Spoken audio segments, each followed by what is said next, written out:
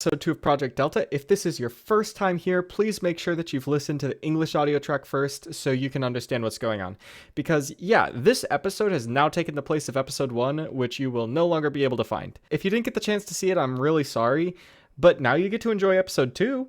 And I want to start this episode off with a few updates. For starters, at the end of episode 1, I stated that episode 2 would come out on March 5th. However, I didn't specify a time. I realize that might have led to a bit of confusion for this episode's release, so I'll be sure to specify that in the future. For most episodes, it'll likely be around 5 p.m. Eastern Standard Time. However, as I discussed in the English audio track, it does take a bit of time for YouTube to process the new audio, meaning that the time may vary by about half an hour to an hour. Now that we have that out of the way, I just want to say thank you to everybody who's watched the first episode. The response has been truly incredible. Honestly, I wasn't sure how well a YouTube video without any video would actually do, so the fact that it's still done as well as it has, despite the slower pace and the lack of visuals, has been incredible. I'm excited that so many people have decided to join me on this little experiment.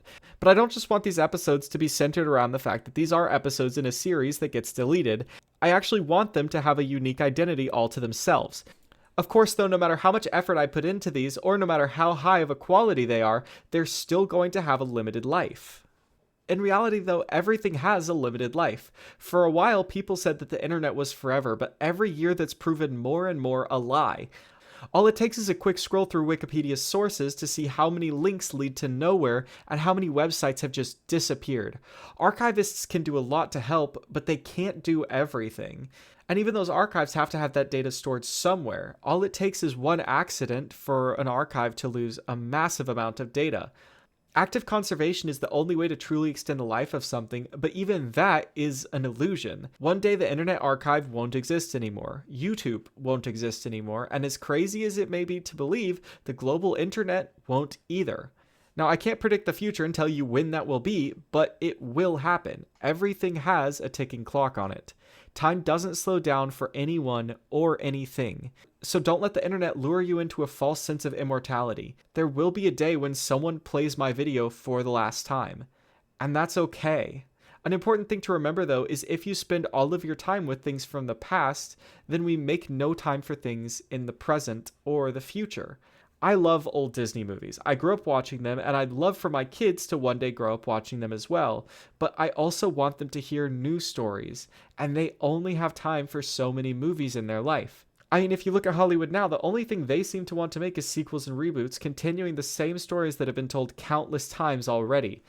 But they're taking energy and resources away from new stories that may never get the chance to be told. We can't and shouldn't allow the past to dictate the future.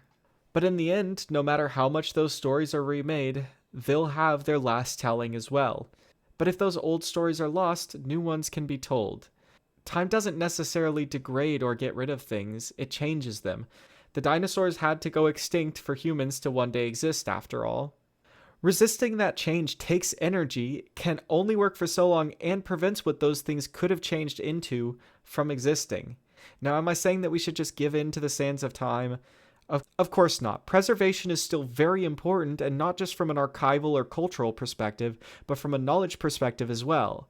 One of the biggest setbacks in human development wasn't some plague or war, but the destruction of the Library of Alexandria. Not just because of all the massive amounts of history that were lost, but the amount of scientific and philosophical knowledge that was lost and had to be rediscovered centuries later. That's what decentralized and secure archives are supposed to prevent, but they can't prevent everything, so it's just an illusion. Once you start to look into what's keeping so many seemingly indestructible things from collapsing, you begin to realize just how fragile everything is.